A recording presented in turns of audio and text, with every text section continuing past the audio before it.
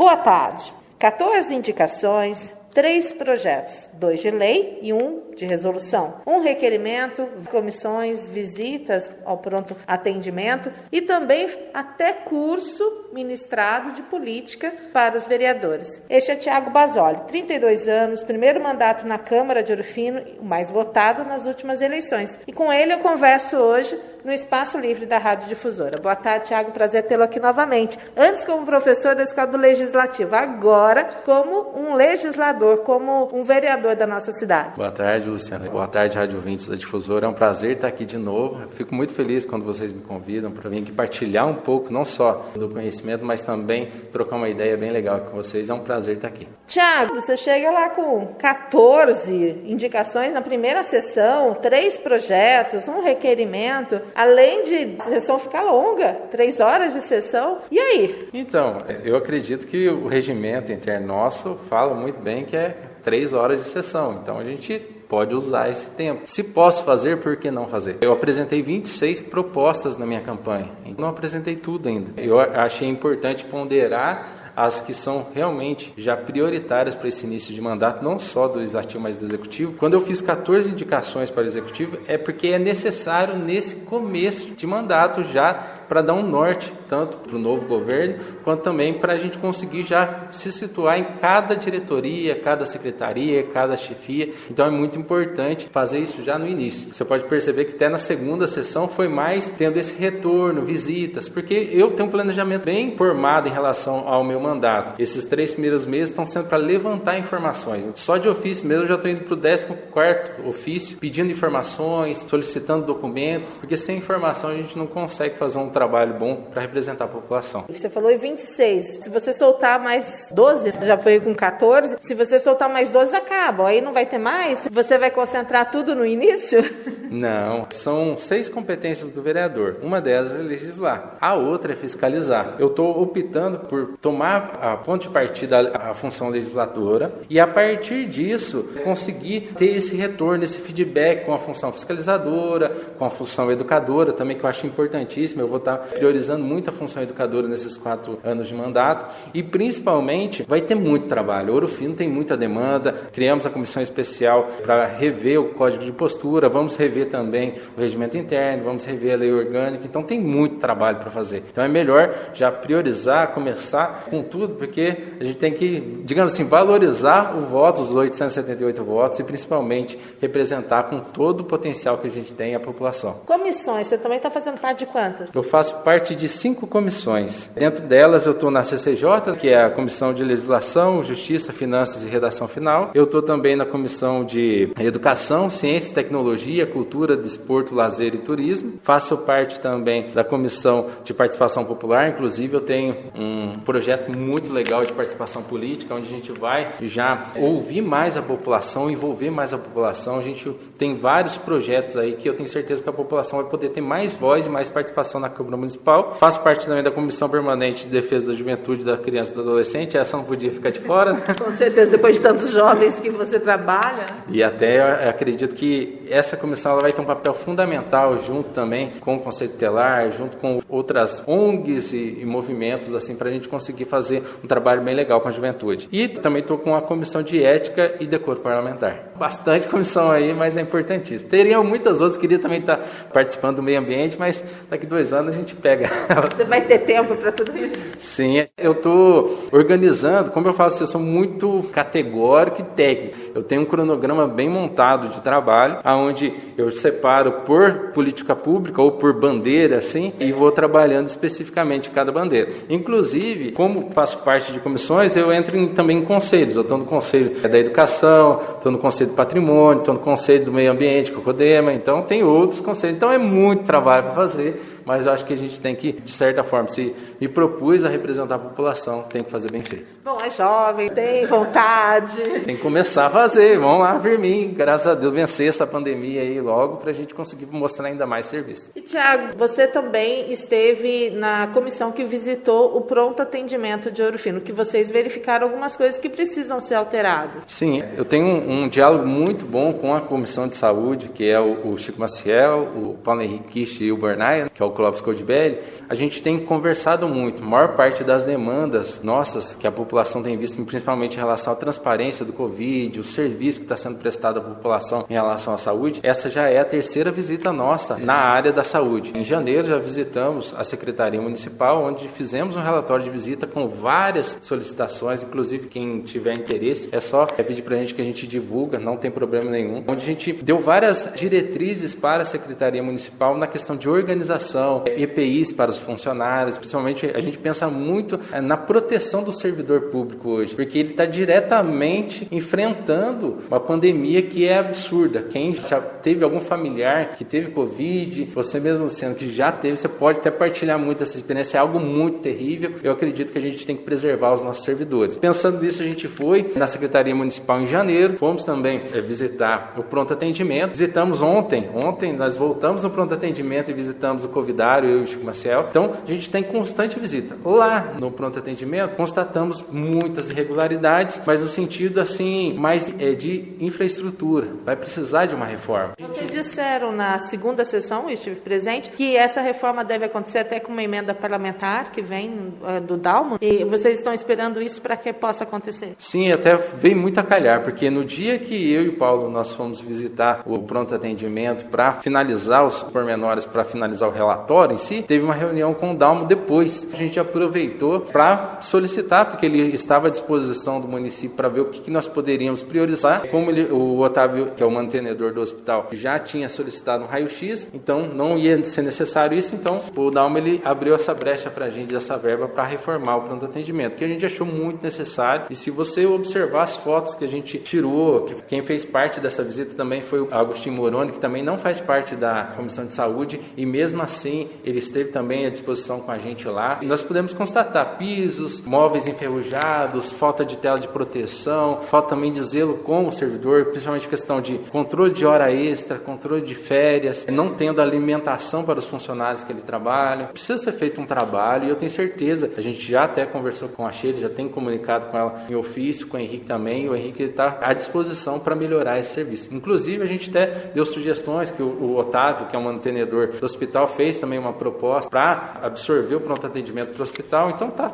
sendo todo um estudo para melhorar o atendimento para a população. Eu tenho certeza que o Henrique, nesse trabalho aí, nesse início de mandato, tenho certeza que vai olhar com mais carinho, e colocou a Sheila também, que eu tenho certeza que ela faz um bom trabalho na parte da direção. Ela é bem técnica, eu sei que ela está olhando isso com carinho. E mesmo o vice-prefeito esteve também nessa segunda sessão e abordou a necessidade e a prontidão para tentar ali fazer uma reforma rápida. Isso é muito bom. O Dr. João, por ser médico, está diretamente ali no pronto atendimento, ele sabe a necessidade. Eu tenho certeza, posso deixar com total clareza para a população, para todos que estão nos acompanhando pela rádio, eu sei que o executivo ele vai olhar com carinho. E se não olhar, a gente vai estar também junto ali para fiscalizar, para pedir, para correr atrás, porque a população precisa, principalmente nesse momento de pandemia, de mais atenção, mais carinho e mais cuidado no atendimento público. Inclusive, na última sessão, o vice-prefeito ele fez uma denúncia muito séria com relação à água. Lá a gente também tinha o Edson Batista Gomes, representante da água. Vi a indignação também dos vereadores que gostariam que a conta não tivesse o reajuste, não o aumento, como o Edson lá disse. Mas o que me deixou mais assim foi com relação aos produtos químicos que se encontravam na água e causam uma série de doenças, inclusive câncer, tireoide nas mulheres. Sim, uma das coisas até que eu achei muito importante, quando você fala reajuste e aumento, até o Edson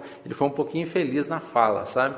Eu sou contador, então assim, eu acho que a população também ela não fica presa em nomenclatura. Quando se aumenta o valor financeiro no bolso do cidadão, ele não interessa se é reajuste, se é taxa, se é alguma licença, se é algum adicional. Ele quer só saber que aquilo lá está afetando a mistura que ele pode estar comprando no final de semana, algum lazer que é direito dele também de estar usando esse dinheiro. Mas o que eu fiquei mais indignado é que vem um reajuste num momento que não é favorável. Um momento até que, óbvio, para você ver como que vai em contramão o que o executivo está falando em cima do que o Henrique apresentou para a gente na primeira sessão, que é a questão questão de livrar a população que tem pendência de juros. Ou seja, já pensando que todo mundo está desempregado, todo mundo está precisando, a maior parte da população está precisando de atenção, vai ter um reajuste ali. E pensa comigo, quem estava vivendo só do auxílio emergencial, que é R$300, agora pagando... vai ser 250. Agora 250. 250 já reduziu. O valor da água é mais do que o valor que foi reduzido ali, R$54, está sendo o valor mínimo de água. Então você pega por base isso, R$300, uma família se manter, R$50 de água. Se você for colocar ali R$100 de luz, o que sobra para essa família? E falando em luz também, a Anael, já no ano passado ela tirou, mas em contrapartida esse ano ela disse que teve prejuízo e quer solucionar esse prejuízo. E também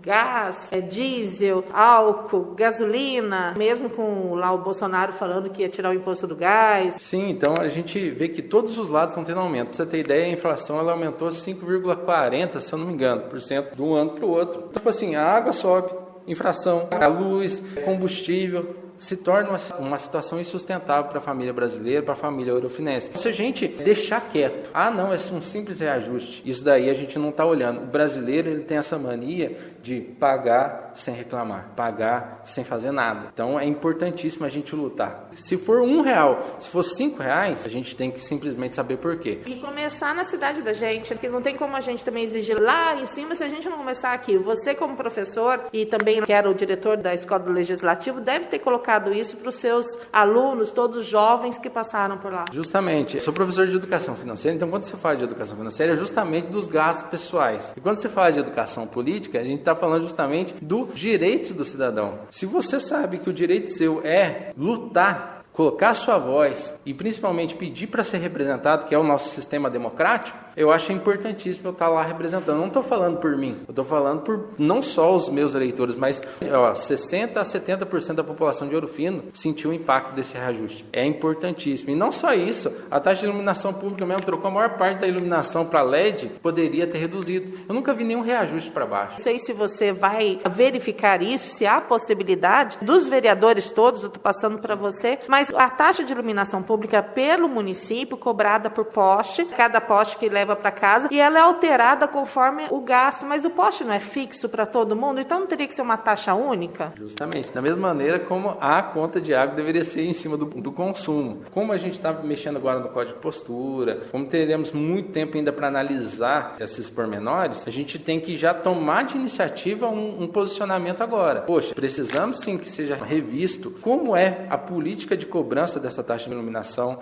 como é feita também a política de cobrança da conta de água, porque eu vi muito falar assim, a conta de Ouro Fino é mais barata, é mais barata, é mais barata. Poxa, aqui em Ouro Fino é a única cidade que não compensa você economizar água. Você economizando ou não economizando, aquele valor vai vir ali uma facada nas tuas costas, como a gente diz. Eu acho importantíssimo a gente rever a política de cobrança, principalmente se colocou LED, a economia é muito, muito maior. Então essa economia ela tinha que ser refletida na população também, porque aumentar, a gente sempre vê aumentar, mas a gente nunca vê diminuir. Então é preciso, se houve uma redução de gasto, porque não incide também uma redução de despesa no bolso da população. Esse valor fixo por casa também com relação à taxa de iluminação, eu acredito que vocês também vão colocar isso em pauta. Sim, até uma das coisas que a gente está conversando com os vereadores, que a gente precisa envolver mais a população nessas decisões, ouvir mais a população. Então, como eu faço parte, junto com o Bornaia e com o Marquinho da Comissão de Participação Popular, são discussões que a gente vai pedir opinião pública, envolver, fazendo enquete nas redes sociais, não só disso, mas também em relação à questão da água, em relação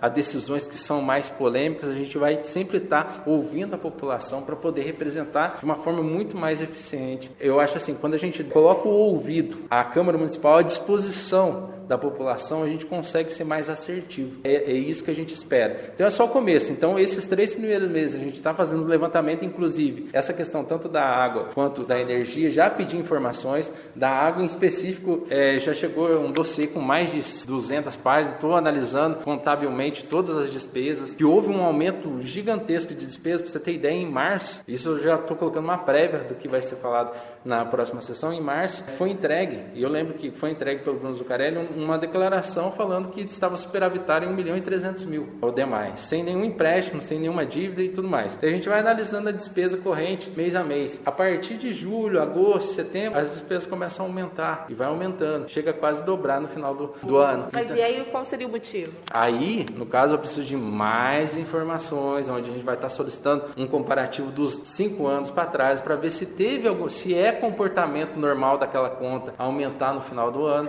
Por exemplo, outra coisa também, as obras do paralelepípedo no centro histórico, isso também não seria para o DEMAI? Não seria. Inclusive, uma das coisas que eu vi, não tem recurso para o DEMAI, não tem como. Eu penso assim, como todo brasileiro pensa, como todo ourofinense tem certeza. Receita é difícil de aumentar, porque daí você vai precisar ou um emprego melhor, ou fazer mais trabalho, mais hora extra e tudo mais. E isso é difícil, às vezes, você conseguir. O que a gente consegue? Com o que a gente tem, a gente reduz. É muito mais fácil reduzir 5,19% das minhas despesas do que aumentar 5,19% da minha receita. Pensando nisso, a gente tem visto muito caminhão do DEMAI, trator, funcionário do DEMAI fazendo serviço do município, que no caso, recolher lixo, entulho. Isso daí não é papel do DEMAI. E daí, se você coloca o DEMAI para fazer esses trabalhos, que são trabalhos do executivo, acaba aumentando mesmo o gasto. Aumenta o gasto com diesel, aumenta o gasto com manutenção. E daí você vai falar assim, poxa, é correto? É correto você repassar isso para a população, sendo que a população já paga imposto para que o entulho seja recolhido,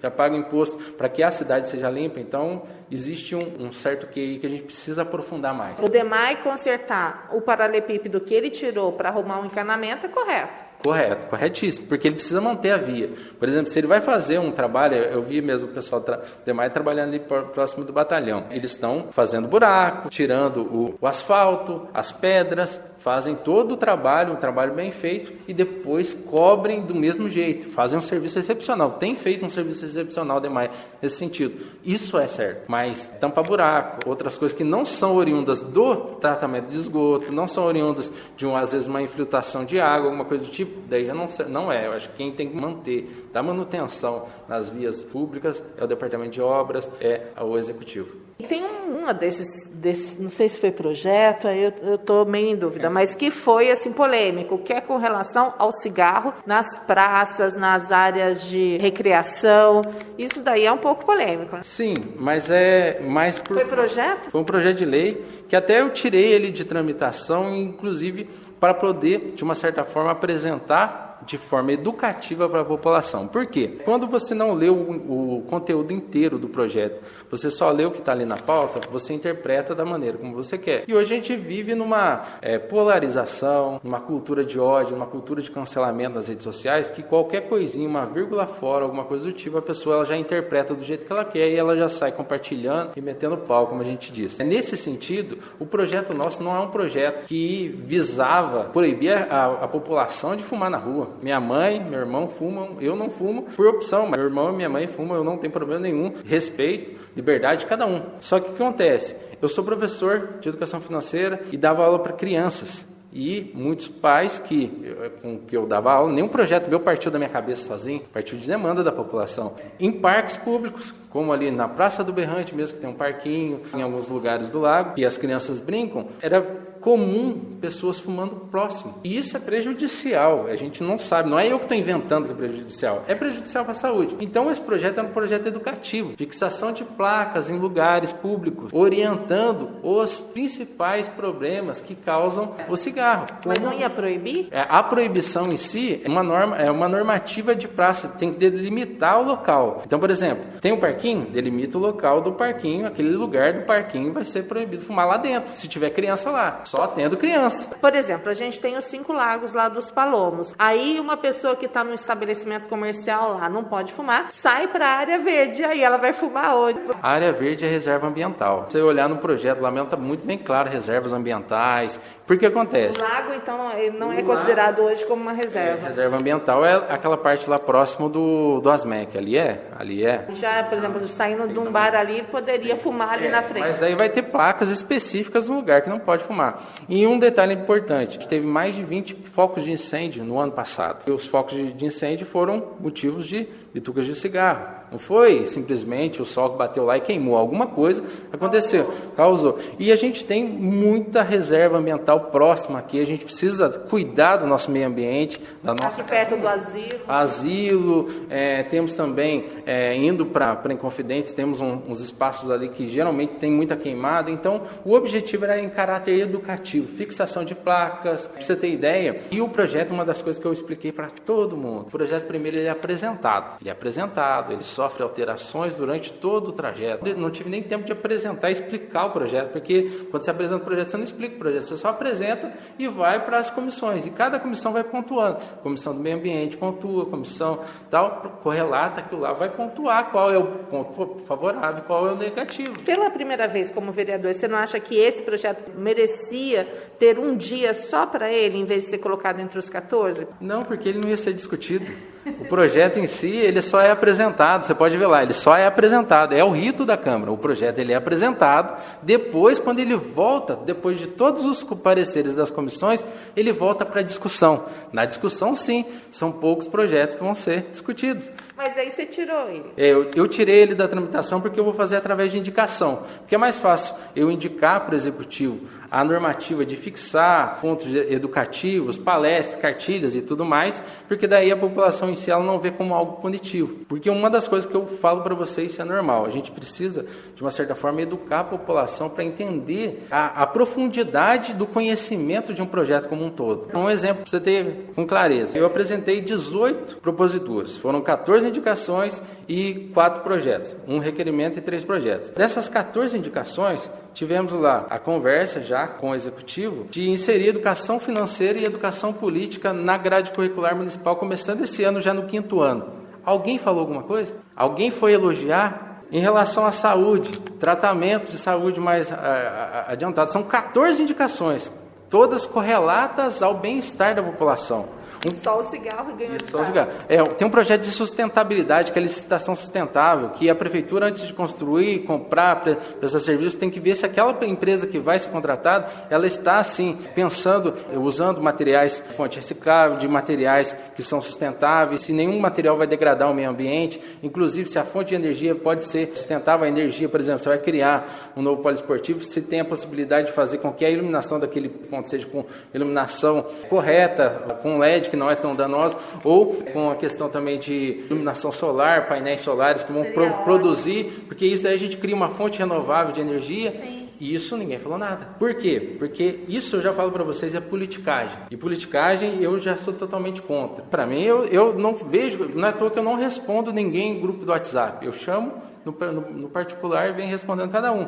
Eu vejo politicagem como um combate à verdadeira política. Se eu pego só o trecho que eu acho, esse trecho aqui está errado, vou atacar ele nisso, você está automaticamente querendo desmerecer todo o resto, toda a importância dos demais projetos. E tem muito projeto bom, incentivo ao emprego, tem 2 projetos de incentivo ao jovem no mercado de trabalho, que são 2 indicações que eu fiz, conversei aqui também com o Carlinhos, que ele super apoia em relação a criar um incentivo fiscal para contratar jovens de 18 a 24 anos. Por que eles olham só um projeto que em si ele é muito bom? Você pode perguntar para qualquer mãe, qualquer pessoa que entenda tanto de meio ambiente quanto dos riscos da saúde que o cigarro traz para uma criança, que eu tenho certeza que essas pessoas elas estão até contentes com isso. Eu sou ex-fumante, eu não gosto que ninguém fuma perto de mim. É uma questão de respeito.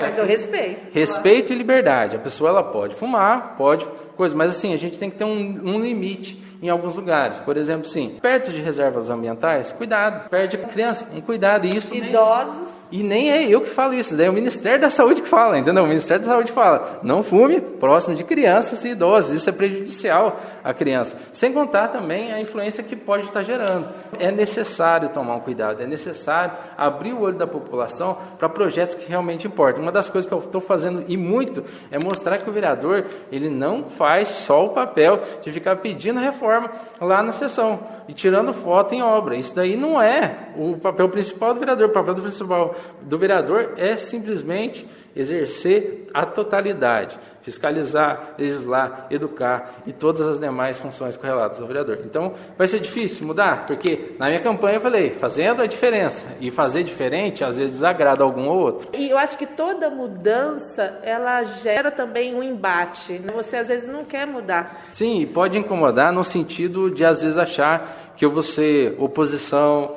que eu vou ser uma pessoa que vai ficar batendo demais. Os outros não, meu objetivo lá é representar o povo. E não é à toa que eu parabenizei o esporte, fui visitar o esporte semana passada, vi as reformas que o Aguinaldo, que o Gustavinho fizeram no estádio que estavam, era necessário fazer. Já fui visitar, vários pontos, fui visitar a área da educação, não tem que falar, a Josi me atendeu super bem. Então assim, quando faz bem feito, elogio. Não tem porquê, eu falo assim, mas se fizer errado, eu também não saio batendo. Eu chego lá e falo, o que pode ser feito? O que podemos fazer junto? Que podemos melhorar. É o sentido de não ser punitivo, a ponto de entender que estamos no início de mandato, todo mundo tem chance de errar, eu vou errar, todo mundo vai errar no sentido, mas que a gente, de uma certa forma, ser cancelado, sem pelo menos não buscar saber todo o contexto, mas isso daí é politicagem e aos poucos a gente vai combatendo e vai mudando esse cenário de política. Porque eu tenho certeza, a juventude, com a educação política agora inserida no 5º ano já, educação financeira, eu tenho certeza que a visão para o futuro vai ser muito melhor. A gente sonha que daqui uns 5, 10 anos a gente tenha uma população consciente a ponto de saber que o voto é muito mais do que uma simples escolha, do que uma simples obrigação, e fazer também o papel de participação política. E se envolver mais. Quanto mais você se envolve, mas não se envolver de forma negativa nas redes sociais, se envolver de forma positiva na Câmara Municipal, entrando em contato com a gente. Eu criei um canal de ouvidoria para mim, criei um canal de ouvidoria na minha rede social. Quem quiser conversar comigo direto pode acessar o link no formulário, já mandar a demanda ou ligar para mim direto. É muito mais fácil a pessoa entrar em contato direto comigo, que participa, do que às vezes criticar. Beleza? Tiago, a gente extrapolou um pouquinho aqui. Eu te agradeço pela sua participação. Outras oportunidades virão aqui na Rádio Difusora. Agradeço a Rádio Difusora. Estaremos apresentando vários projetos relacionados ao emprego, que é a fonte principal. E tenho certeza que a gente vai voltar muito aqui para trocar uma ideia. Agradeço a Rádio Difusora, que tem um poder gigantesco de difusão no envolvimento da política para a população e principalmente levando essa transparência, levando essa honestidade que eu sei que vocês, toda a equipe aqui tem, de fazer um trabalho bem feito. E você continue na nossa programação, agora com Vale Tudo, apresentação de Paulo Henrique. A todos uma excelente tarde e até amanhã, se Deus permitir.